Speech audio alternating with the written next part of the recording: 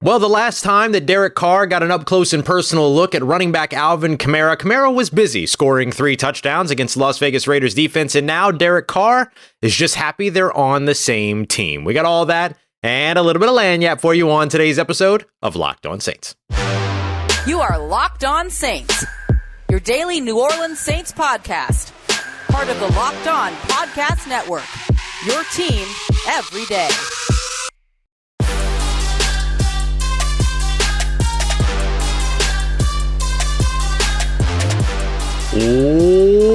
What is good, Who Dat Nation and Who Dat family? Welcome into another episode of Locked On Saints, your daily podcast covering your favorite team, the New Orleans Saints, part of the Locked On Podcast Network, your team every day. Thanks so much, as always, for making Locked On Saints your first listen of the day every day. Don't forget, you can subscribe and follow for free on YouTube or wherever you get your podcasts so you never miss the latest episodes. And if you ever want to keep the conversation going with me one-on-one, you can head over to joinsubtext.com/LockedOnSaints. As always, I am your host, Ross Jackson, at Ross Jackson Nola on Twitter, your New Orleans Saints expert, credential member of the media, senior writer and reporter over at Saints News Network, Sports Illustrated's Fan Nation site covering your beloved New Orleans Saints. And of course, you can find me every single Tuesday on Locked On NFL and here with you every single Monday through Friday and then some on the Locked On Saints podcast. We're coming at you a little bit earlier than usual, trying to publish these the night before so that you're getting the most recent up-to-date information around minicamps, especially while I'm out of town and can't do live shows because hotel Wi-Fi is terrible. But on today's episode, we're going to get you caught up with everything from day one of minicamps, or at least the biggest stories to get you all ready for everything you need to know. We're going to get you the update on Rashid Shaheed, wide receiver Rashid Shaheed, who missed OTAs, is not expected to participate in minicamps, but why you shouldn't be concerned about that injury. We're also going to take a look at offset language, something that we promised for our midweek fundamentals today. We're also going to take a look, too, at Taysom Hill and his role with the New Orleans Saints clearing up, and it doesn't look all too unfamiliar. But first, Derek Carr already impressed by Alvin Kamara. Derek Carr and Alvin Kamara finally got the opportunity to work on the field together. Carr said in his post-practice press conference that they had been doing a lot of conversation. They had been talking to one another a bunch, but this was the first time they really got on the field together. And I got to tell you, Derek Carr was massively impressed with what he was able to see from Alvin Kamara. Now, we all know there's a whole bunch of question marks around Alvin Kamara and kind of what his availability might be in 2023 and all that. We're not going to get any clarity on that anytime soon, or at least for another about month and a half. July 31st is where his current trial date is set for the alleged altercation that he had around the Pro Bowl about a year ago, or a little bit over a year ago now, in Las Vegas. So we don't have to worry about that at the moment. All that we can focus on is how good is this pairing right now. And we've mentioned a lot about how the Carr communication is, and a big shout out to Jim Gordon, for this one. Crystallizing, that was the word I was looking for in yesterday's episode. If you missed that, I had a lot of trouble finding that word yesterday. But crystallizing between Carr and Chris Olave, between Derek Carr and Michael Thomas, who was present, by the way, was working with the quarterbacks, Derek Carr, Jake Haener, and of course, Jameis Winston. And so a lot of the same things that you saw from OTAs, that last week of OTAs, you saw from Michael Thomas at the first day of minicamps.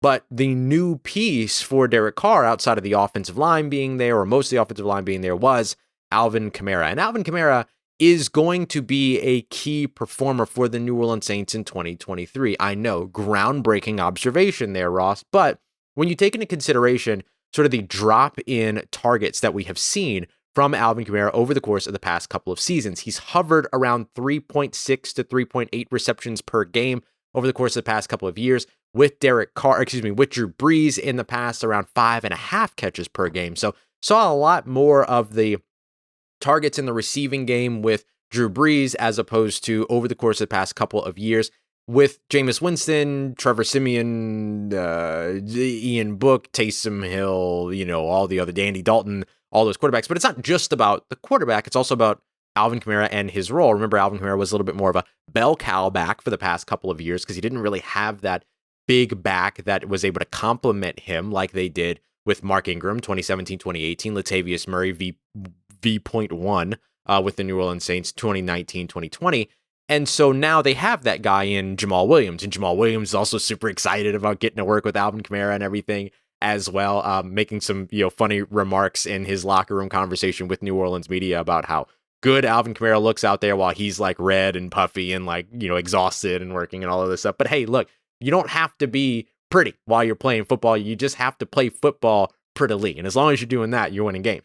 And so I think that that's one of the things that you're looking at when it comes to the Alvin Kamara, Derek Carr equation of it all, is that you're getting a look now at how those two can start to build chemistry. Now, look, is Alvin Kamara going to miss time in 2023? We'll see. We'll find out. We don't have to worry about that right now, like I mentioned. But when he's on the field for however many games that might be with Derek Carr, he has to be a factor.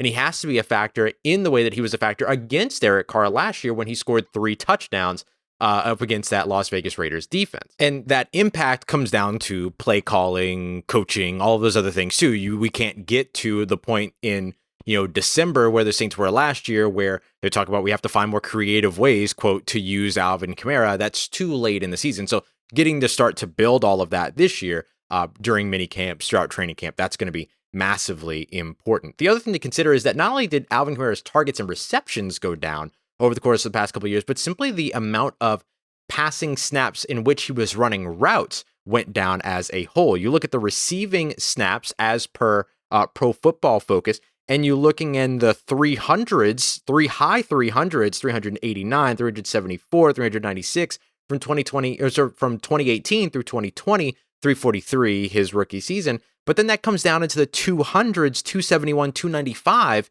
in the last year. So you're seeing a big drop of 3, 4, 5, 6%, depending upon which years you're trying to compare in those ranges. And so you're looking at a loss of usage when it comes to Alvin Kamara over the course of the past couple of years, beyond just who the quarterback was and things like that. It's just his usage had to change. And so now not only is the chemistry building between Derek Carr as well as Alvin Kamara imperative, the addition of Jamaal Williams becomes even more important in that role as well. Jamaal Williams' presence makes Alvin Kamara more available to do all the things that makes Alvin Kamara.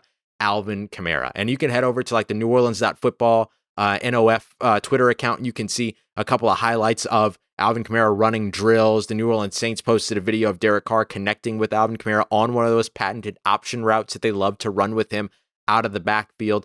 And by the way, an option route is a situation to where you're running a route from out of the backfield, usually kind of curving up into the middle of the field, but then depending upon what the leverage of the defender is, you might break to the outside, headed toward the sideline, or you might continue your break towards the middle of the field. So you have somebody like Alvin Kamara who, just like we've spoken about in the past, like Michael Thomas and Marcus Colson, that is just as valuable in terms of what they're doing mentally and how they're reading the defense post-snap than it is about what they're doing mentally and how they're reading the defense pre-snap. And it's another one of those reasons why Derek Carr becomes a little bit, well, it's one of the reasons why Drew Brees was so successful, because he saw the field the same way.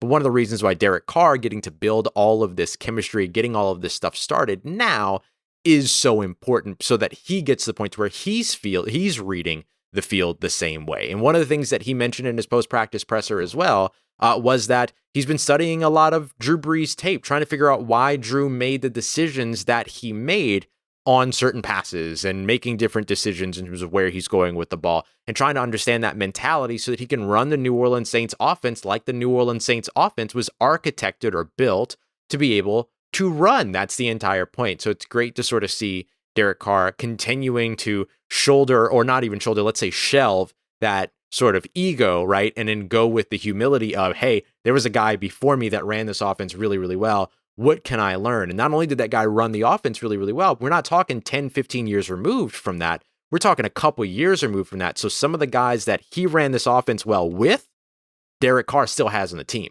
Alvin Kamara, Michael Thomas, case in point. So that's a huge, huge piece for the New Orleans Saints. And it's great to see that getting underway and going as well as it's going so far, as minicamp kicked off on Tuesday, today, tomorrow, or yesterday, depending upon when you're listening to this or watching this.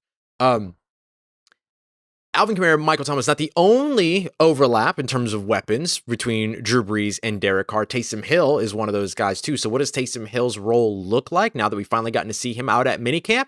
Well, not much is different. We got that coming up for you as we continue on with today's episode of Locked On Saints, part of Locked On Podcast Network, your team every day.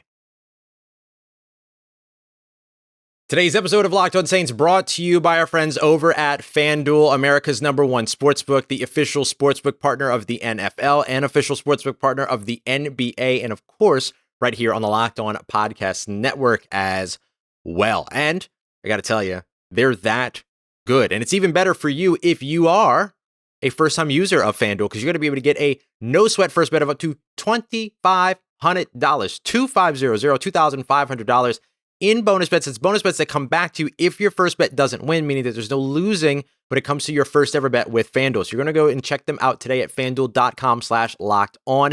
And I'm going to make it known right now, FanDuel, here's what I need from you, and here's what we all need to ask for. I need FanDuel odds on who's going to get the most Jello shots down, what team's fan base is going to be able to get it done over at the College World Series. I have LSU as heavy favorites, as does the rest of the world. What do you think? And what do you think, FanDuel? We need those odds. You want to get in on the things that they do have, though? You can find a bunch over at FanDuel.com/lockedon. FanDuel, make every moment more, an official sportsbook partner of the NFL.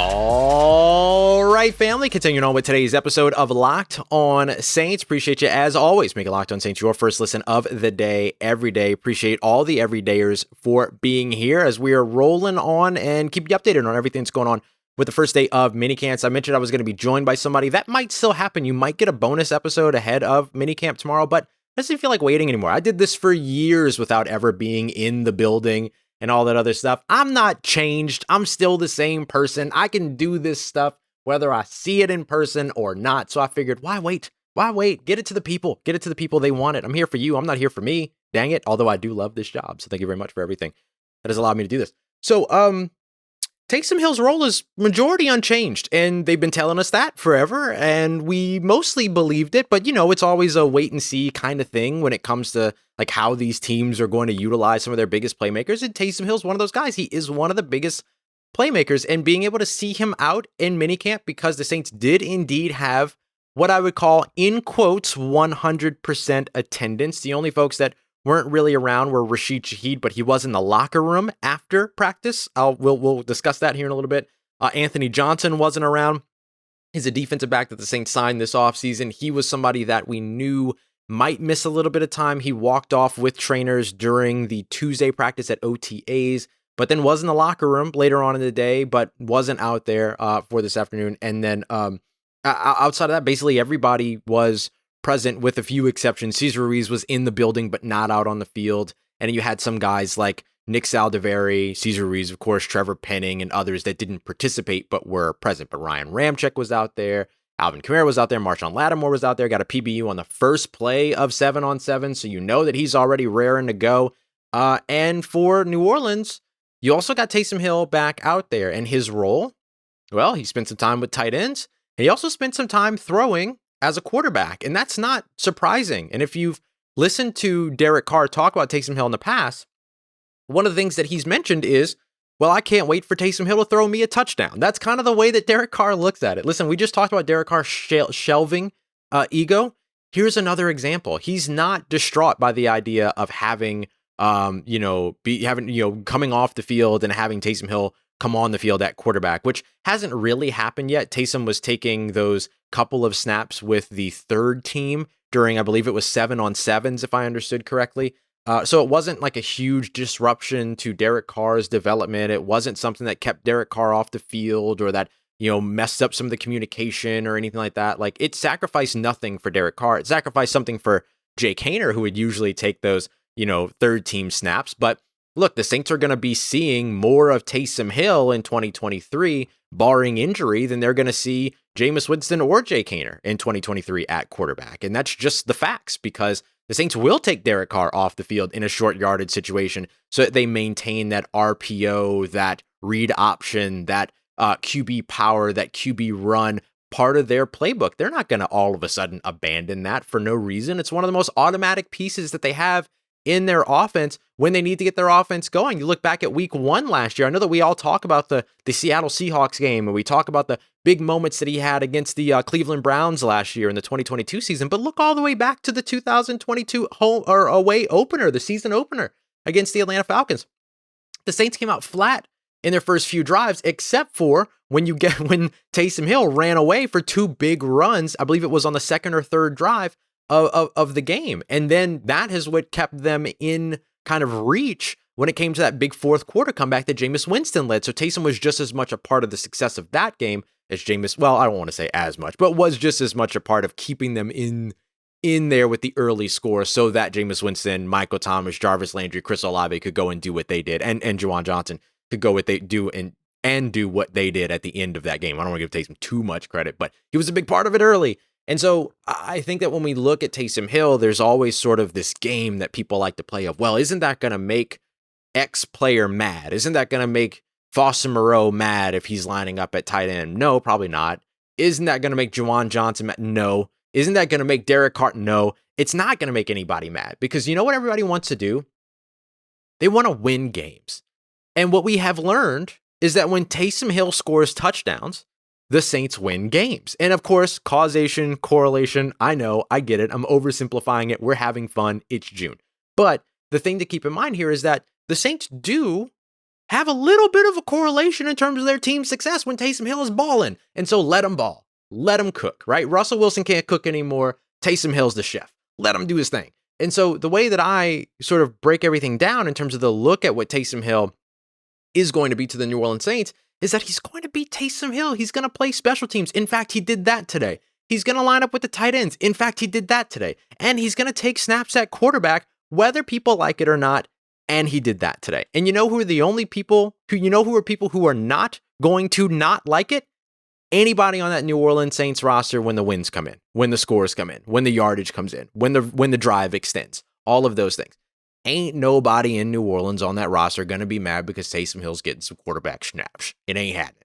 So the way that I look at it for the Saints is, again, as you get into minicamp, this is the time to lay the foundation. Upon that foundation, you then get to build your house, which is your system, your offense, your everything, right? You get to start installing things here in minicamp, and then you get to start to expand it. You add the outdoor kitchen, you add the outdoor dining area, you add the lounge room, you tack on all of the mosquito netting or the what do you call it? The mosquito netting and windows and stuff like that in the outdoor patio, so you're not getting ate up by the mosquitoes here in New Orleans, or there in New Orleans. I'm not in New Orleans right now, but you get what I'm saying. Like, right now is the time to lay the foundation, and then you start to expand and build onto the house all throughout training camp. Now they're laying the Taysom Hill foundation upon which they'll continue to build and expand in training camp. So good on the New Orleans Saints. They wanted 100% attendance. They basically got it. The guys that weren't out on the field, Rashid Shaheed, Cesar Ruiz, Anthony Johnson, seems that they were all at the facility. So even though they weren't guys that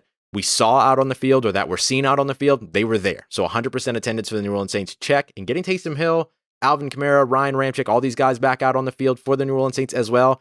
Getting to work with Derek Carr, getting all that going, also check. And that's a big time check mark for the New Orleans Saints. Coming up next, we're going to wrap up today's show, take a look at Rashid Shaheed's injury, some of the tryout players, and keep you updated on that offset language that we keep talking about. What does that mean when we discuss Isaiah Foskey's contract? We got all that coming up for you as we continue on to wrap up today's episode of Locked On Saints, part of Locked On Podcast Network, your team every day.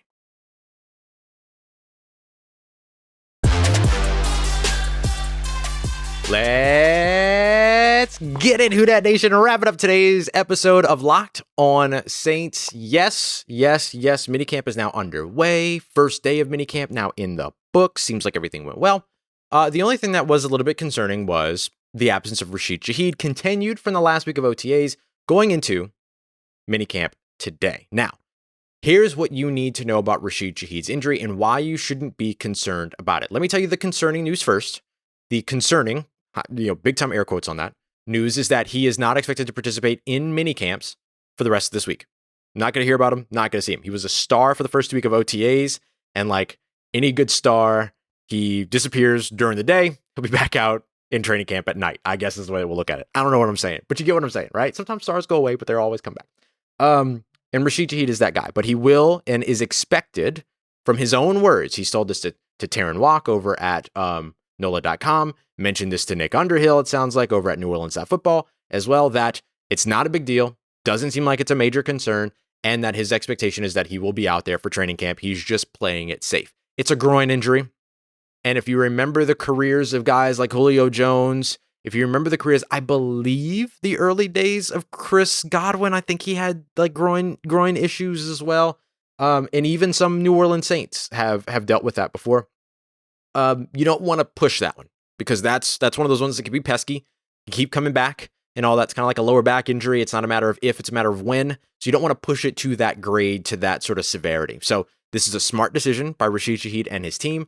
Don't make it more than it is if you're Rashid Shaheed, and just take the rest of the week, chillax, don't worry about it, you're good, you know the offense, you've been learning the playbook, you could still be in the classroom, he's still at the facility, he's still in the locker room, he's still in the class, in the probably still doing weight room stuff, probably still in the film room, all that other stuff, just not going to be out on the field. And that's a smart decision by Rashid Shaheed. Be ready for training camp, be ready for the season. That is of the utmost importance. So, and Rashid Shaheed knows what it's like to miss extensive time. Remember, all the beginning of last season, he was dealing with returning from, his knee injury and rehabbing from all that and stuff like that he had in college.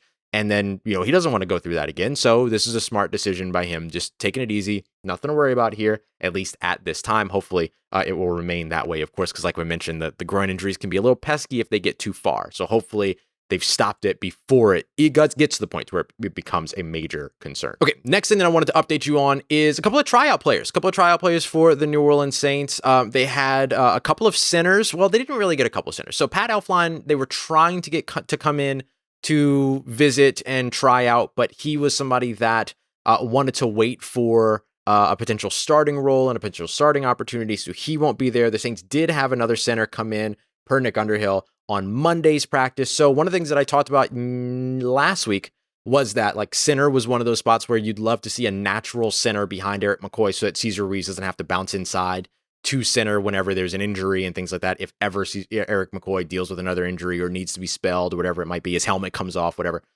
Instead of having to shuffle around the offensive line like the Saints usually have to do, getting a center to come in and be on the roster as the backup center who focuses solely on center would be a good thing. So good to see the Saints kind of going in that direction. We've kind of seen them start to lean there over the course of the past couple of years.